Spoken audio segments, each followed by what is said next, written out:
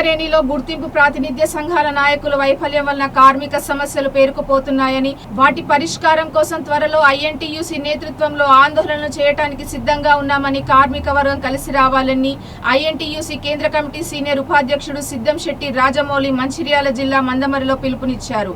ఈ సందర్భంగా మీడియాతో మాట్లాడుతూ గత ఆర్థిక సంవత్సరం గడిచిన 5 నెలలు పూర్తి కావస్తున్నా ఇంతవరకు ఆర్థిక లాభాలు ఎందుకు ప్రకటించలేదని, ఉద్యోగి విధి నిర్వహణలో చిన్న పొరపాటు చేస్తే చర్యలు తీసుకునే అధికారులు 5 నెలలుగా లాభాలు ఎంత వచ్చాయనే విషయాన్ని చెప్పకుండా జాప్యం చేస్తున్న అధికారులపై యాజమాన్యం ఏమి చర్యలు తీసుకుంటుందని, వెంటనే వాస్తవ లాభాలు ప్రకటించి 35% ఉద్యోగులకు పంచాలని, అలాగే సింగరేణి ప్రాంత ప్రజలకు అధికారులు కాంట్రాక్టర్లతో కుమ్మక్కై అపరిశుభ్రమైన త్రాగునీరు అందిస్తున్నారని, వాటిని శుద్ధి చేయడంలో నాణ్యత ప్రమాణాలు పాటించడం లేదని ఆయన మండిపడ్డారు.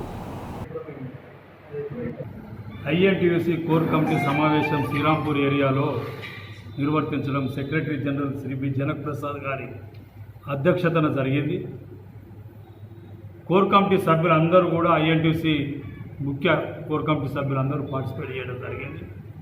పలు కీలక నిర్ణయాలు ఆ సమావేశంలో తీసుకొని సింగరేణి యాజమాన్యానికి ఒక రిప్రజెంటేషన్ నమూనా తయారు చేయాలని పలు డిమాండ్ల మీద, మరి సింగరేణి వ్యాప్తంగా పలు సమస్యల మీద పోరాటాలు, దశలవారీ పోరాటాలు చేయాలని చెప్పి నిర్ణయం తీసుకోవడం జరిగింది.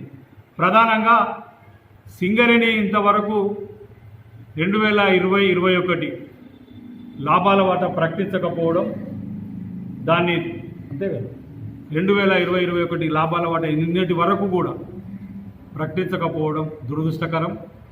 దానిని ఐఎన్టీయూసీ తీవ్రంగా ఖండించి డైరెక్టర్లతో కూడా చర్చించడం జరిగింది. ఒక కార్మికుడు చిన్న తప్పు చేస్తే మేనేజర్లు నీ వల్ల ఉత్పత్తికి ఇంత నష్టం వస్తుంది అని చెప్పి లెటర్లు ఇస్తూ, ఉత్పత్తి విఘాతం కలిగిందని చెప్పి లెటర్లు ఇస్తున్నారు. కార్మికునికి రావాల్సిన లాభాల వాటా క్యాలిక్యులేట్ చేయకుండా నిర్లక్ష్యంగా వ్యవహరించిన సింగరేణి అధికారుల మీద ఎలాంటి చర్యలు తీసుకుంటారు అని చెప్పి ఐఎన్టీయూసీ ప్రశ్నిస్తుంది. బొగ్గు ఉత్పత్తి ఎంత ప్రాధాన్యమో కార్మికులకు రావాల్సిన లావాదేవీలు, అలవెన్సులు పట్ల కూడా సింగరేణి యాజమాన్యం అంతే సీరియస్గా ఆలోచించాల్సిన అవసరం ఉంది.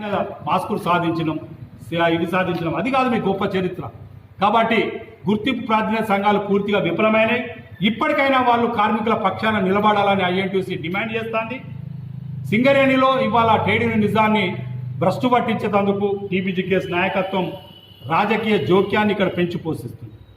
కొంతమంది అధికారులు అధికార పార్టీకి, ప్రభుత్వానికి వత్తాసు పలుకుతూ ప్రభుత్వానికి అనుకూలంగా ఉంటే చాలు, మాకు ఏదంటే అది నడుస్తుంది అని చెప్పి కొంతమంది అధికారులు అనుకుంటారు. తుదకు కోటర్సు కౌన్సిలింగ్లో కూడా అన్యాయం చేసి ఇదే మందమారిలో ఇష్టం వచ్చిన రీతిలో కోటర్లు అలాట్మెంట్ చేస్తున్నారు. అవన్నీ కూడా మా దగ్గర ఆధారాలు ఉన్నాయి. మేము